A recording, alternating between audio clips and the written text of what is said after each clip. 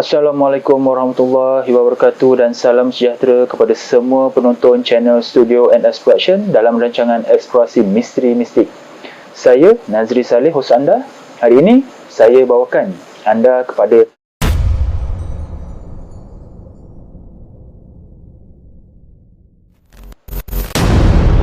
sumber maklumat yang kami perolehi dari kaedah ilmu kebatinan secara Islam, iaitu Al-Haq. Jika anda tidak suka dari sumber tersebut, sila berhenti menonton video dari channel ini. Sebelum saya teruskan video ini, bantu saya dengan tidak skip iklan ketika menonton video di channel ini. Subscribe channel ini kepada yang belum subscribe dan share video ini, semoga ramai yang akan dapat manfaat, dan pastikan anda menonton video ini sampai habis supaya anda faham secara menyeluruh berkenaan sejarah yang ingin disampaikan.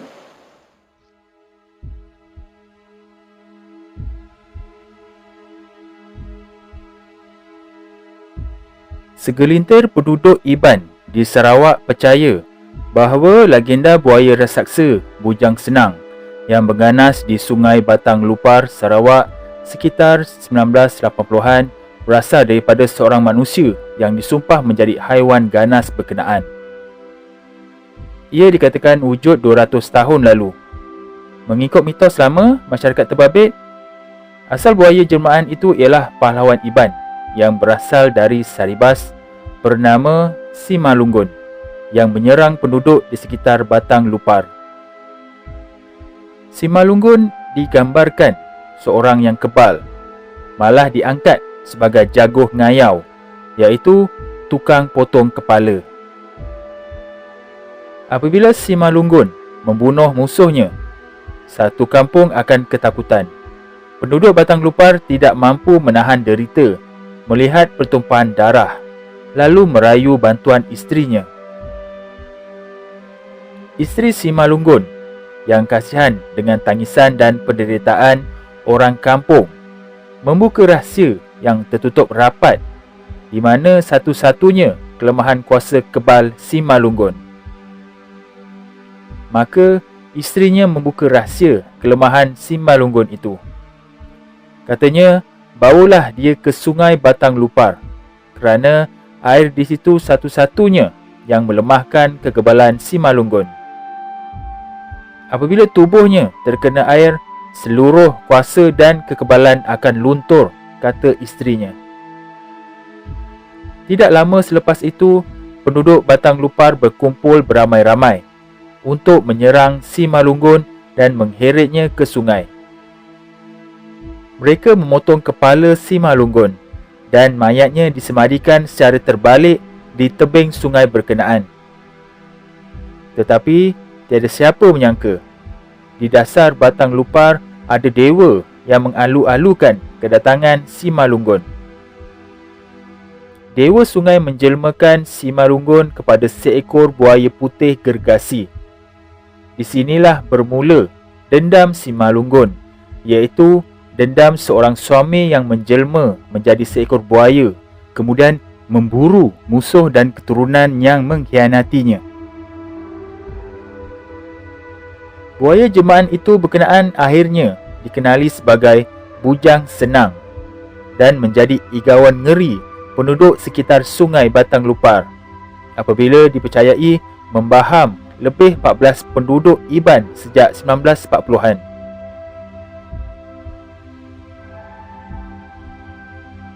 Masyarakat Iban menganggap Bujang Senang bukanlah buaya biasa, tetapi Maharaja Buaya, iaitu Raja segala buaya yang hidup sepanjang Sungai Batang Lupar sehingga seluruh Sungai Rejang. Bujang Senang digeruni kerana saiznya yang amat besar. Malah sekitar zaman awal keganasannya, masyarakat dimomokkan bahawa buaya itu sebesar bas dan mampu memakan ramai mangsa dengan sekali hadap. Lebih aneh ialah Bujang Senang memiliki tanda belang putih di belakangnya yang tidak terdapat pada buaya lain.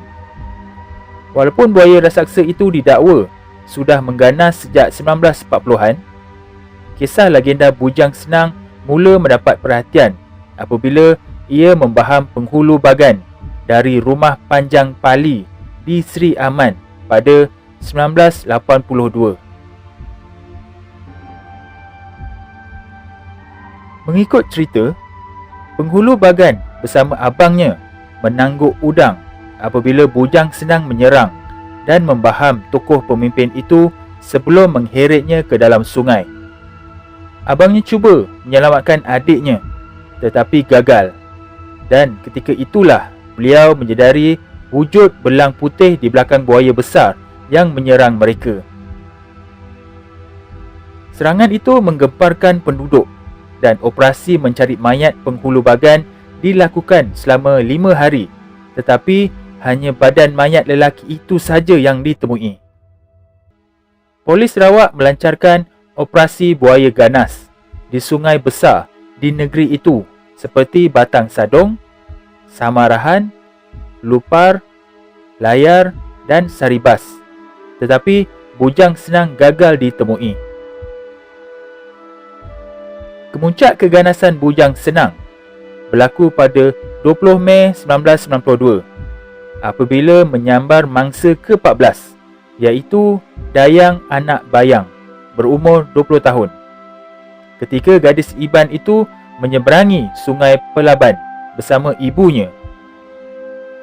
Berang dengan kejadian berkenaan menyebabkan puluhan penduduk Iban dan polis memburu buaya itu.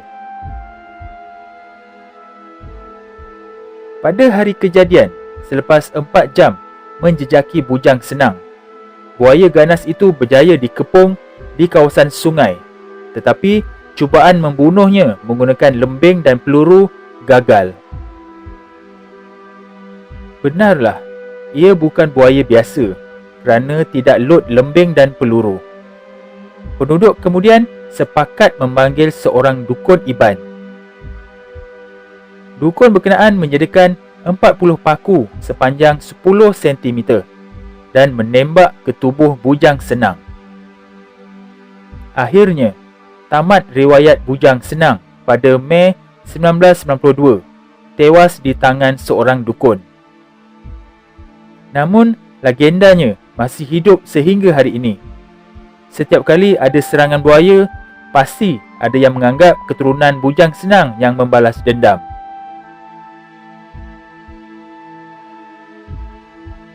Berdasarkan penyelidikan pada 2015, terdapat 13,500 buaya di lebih 40 sungai di Sarawak.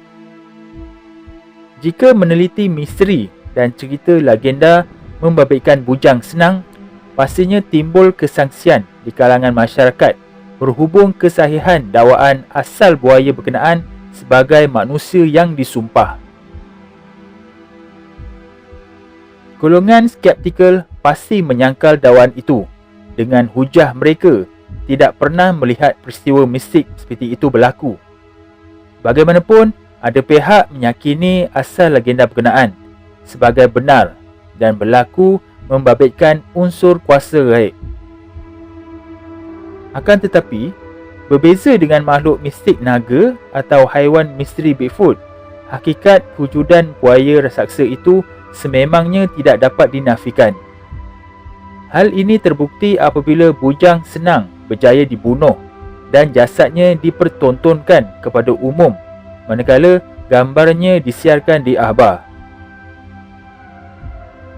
Bagaimanapun, dakwaan buaya raksasa itu sebesar bas didapati tidak benar kerana saiz sebenar bujang senang ialah 5.46 meter panjang dan lilitan perut 2.12 meter.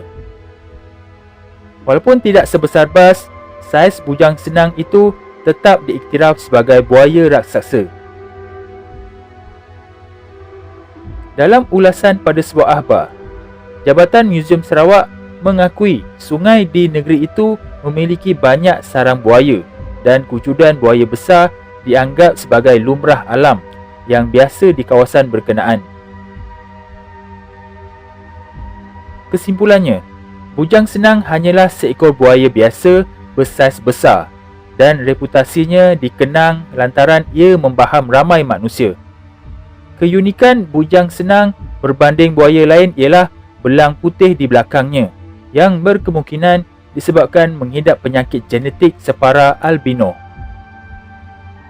Legenda mistik membabitkan Bujang Senang pula bersandarkan dakwaan ia adalah jelmaan manusia yang mana cerita berkenaan masih disangsikan kesahihannya oleh pihak skeptikal.